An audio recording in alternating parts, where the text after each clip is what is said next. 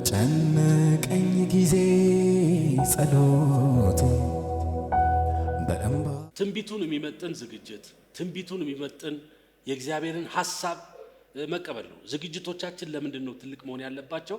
በዝግጅታችን መጠን እግዚአብሔር ስለሚሰራ ነው። ያቺ ሴት ትዝ ይላችኋል። ባሏ እግዚአብሔርን የሚፈራ እግዚአብሔርን የሚያከብር ቀጥሎ ደግሞ በዕዳ ላይ ትቷት ሄደ ነበርና የእግዚአብሔር ሰው መጥቶ በቤትሽ ምን አለ? ጥቂት ዘይት፣ እሱን ከቤተሰብ ከጎረቤት ከጓደኛ ማሰሮ አምጪ አላት እና ዘይቱን አስገብተሽ ገለባ አምጪ አላት።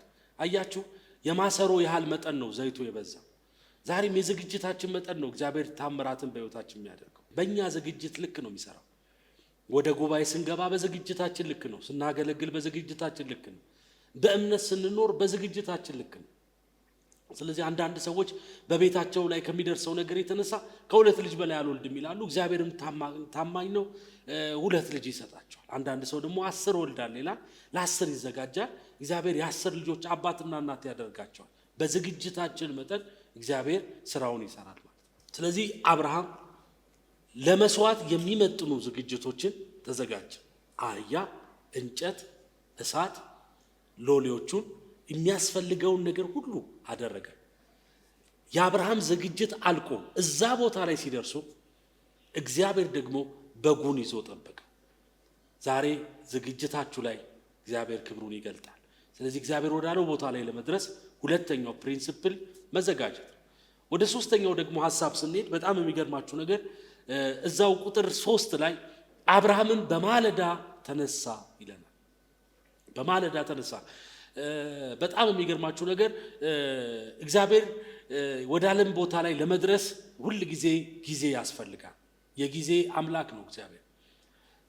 እሱ በጊዜ ውስጥ አይደለም፣ እኛ ግን በጊዜ ውስጥ ነው ያለነው። ዝግጅታችን እንደተጠበቀ ሆኖ ሌላ ሶስተኛው ደግሞ ፓርት ጊዜን ነው።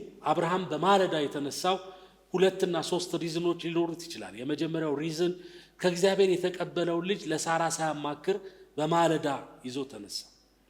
ሁለተኛው ነገር ደግሞ የ3 ቀን መንገድ ከሩቅ ስለሚጠብቀው ጊዜውን በአግባብ ተጠቀመ ማለት። እግዚአብሔር ወዳለው ቦታ ላይ ለመድረስ ጊዜያችንን በአግባብ መጠቀም በጣም አስፈላጊ ነው። አንዳንድ ጊዜ ላይ በሕይወታችን እግዚአብሔር በታምራቱ ከሚሰራውና ከሚያደርገው ነገር የተነሳ ጊዜያችንን ወይም ደግሞ ለእግዚአብሔር የምንሰዋው ጊዜ በጣም ወሳኝነት አለ።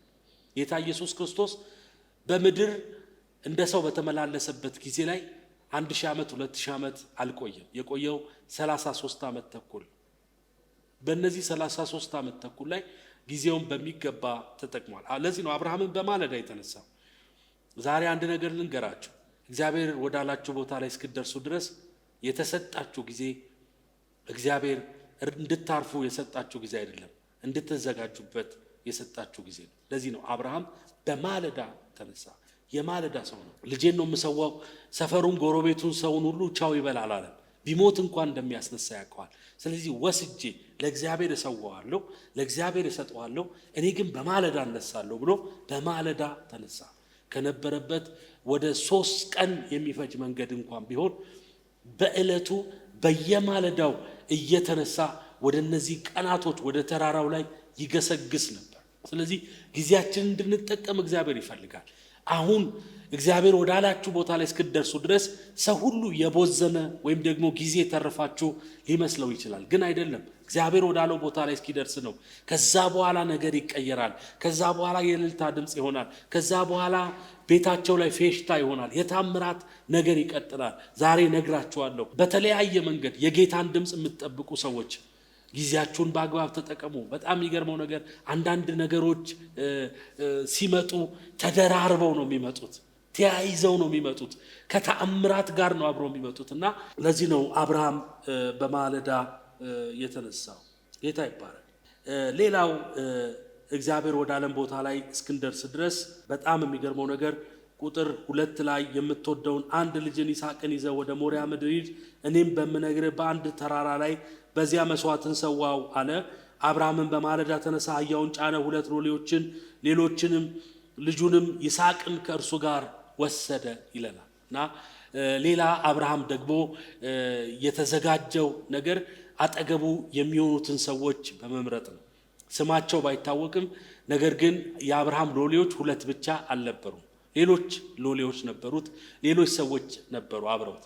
ግን ከነሱ ውስጥ በጣም የሚገርማችሁ ነገር ዘፍጥረት ምዕራፍ 13 ላይ አብርሃም ከቤቱ የተወለዱ 318 ለጦርነት የደረሱ ወታደሮች እንደነበሩት ይናገራል። አያችሁ አብርሃም ብዙ አይነት ሰዎች እጁ ላይ ቢኖሩም ብዙ አይነት ሰዎች አጠገቡ ቢኖሩም ግን ሰዎችን መርጧል። ለቦታው የሚመጥኑ ሰዎችን መርጧል። ምናልባት ሚስጥር የሚጠብቁ ሰዎችን መርጧል። ጉዞ የሚያውቁ ሰዎችን መርጧል። ጥቂት ነገሮችን በዚህ ቦታ ላይ አብረን ብናይ ደስ ይለኛል። ሂደቱ ሚስጥር ስለሆነ ማለት ነው። እና በጣም የሚገርማችሁ ነገር ሁል ጊዜ እግዚአብሔር ለተናገረን ነገር እግዚአብሔር ሰውን ይመርጥልናል። ሁለተኛ ደግሞ እኛ ሰዎችን መምረጥ አለብን። ለምሳሌ ለማርያም እግዚአብሔር አምላክ ኤልሳቤጥን መርጦላት ነበር እና ኤልሳቤጥን ሲመርጥላት ኤልሳቤጥም በስተርጅናዋ ልጅን ወልዳለች፣ ጸንሳለች ብሎ ነው የተናገራት። ጸንሳለች እና ዛሬ 6ኛ ወሯ ነው ብሎ ነው የተናገረው።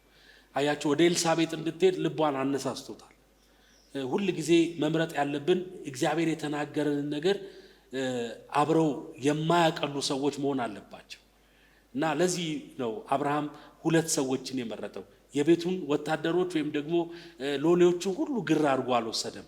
ምክንያቱም ልጁን እንደሚሰዋ ቢነግራቸው ብዙ ሰው ሳራንም ይጠራል፣ ብዙ አይነት ሚስ አንደርስታንድ ይፈጠራል።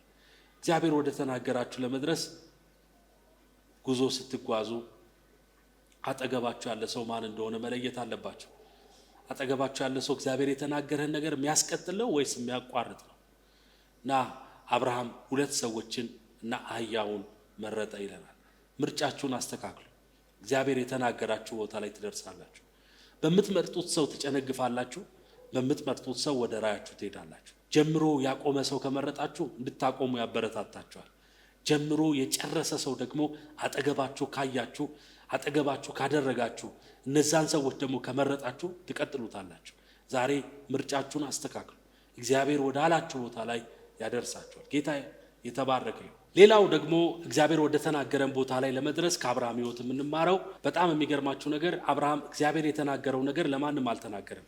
በዚህ ቦታ ላይ አብርሃም በጥበብ ከተናገራቸው ነገሮች አንዱ እኔና ልጄ ልንሰዋ እንሄዳለን ነው ያለውና በጣም የሚገርማችሁ ነገር ቁጥር 3 ላይ አብርሃምን በማለዳ ተነሳ፣ አህያውን ጫነ፣ ሁለቱን ሎሌዎችን ልጁን ይስሐቅን ከእርሱ ጋር ወሰደ፣ እንጨትንም ለመስዋዕት ሰነጠቀ።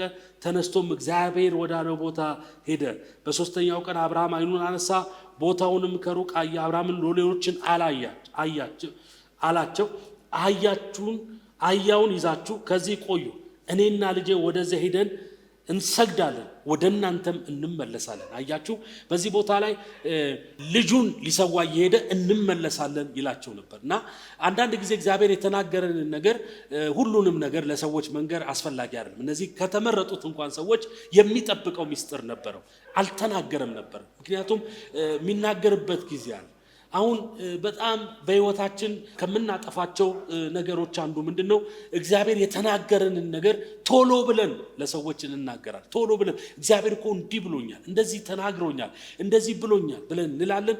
ያ ደግሞ የሚፈጸምበት ጊዜ ሩቅ ሊሆን ይችላል፣ ወይም ደግሞ ቅርብ ሊሆን ይችላል፣ ወይም ደግሞ ላይናገር ይችላል፣ ወይም ደግሞ በልብ የምንጠብቀው ሊሆን ይችላል። ለምሳሌ ድንግል ትጸንሳለች፣ ወንድ ልጅን ትወልዳለች ብሎ እግዚአብሔር በኢሳይያስ ከተናገረ ከ700 ዓመት በኋላ ነው የተፈጸመው። አንዳንድ ጊዜ ሰዎች የተነገረን የተስፋ ቃል ታገቢያለሽ ብሎኛል ብሎ አሁን ለጓደኛችን አሁን ስንነግር ወዲያው ይጠብቃሉ።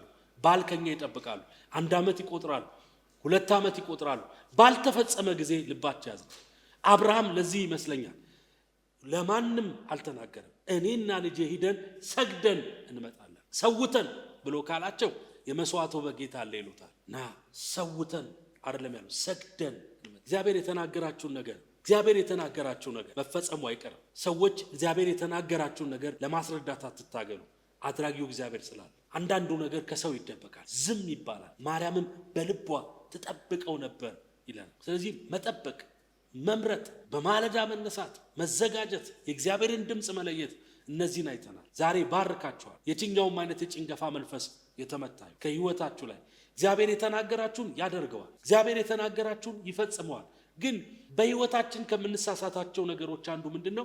እግዚአብሔር የተናገረን ነገር ለሰዎች ስንነግር አይሆንም ይላሉ። በአፋቸው የሟርትን ቃል ይናገራል። አይ በዚህ ዘመን ይሄ ያስፈልጋል ይላሉ። ለምሳሌ ጌታ ታገለግላለህ ብሎ ይሄ ድምጽ ከመጣ ብዙ ሰው አገልግሎት እያቆመ ነው። አንተ ዝም ብለህ አትሞኝ ይላሉ። ዝም ማለት ነው፣ ሲገለጥ ይገለጣል። አንዳንዱ ነገር ጽንሱ ራሱ የገፋ ሲመጣ የለየ ይመጣል። ዛሬ ልባርካችሁ፣ የትኛውም አይነት እግዚአብሔር የተናገራችሁን ነገር በልባችሁ መጠበቅ፣ በልባችሁ መሰወር ይሆንላችሁ። ዘመናችሁ ለዘላለም የተባረከ ይሁን።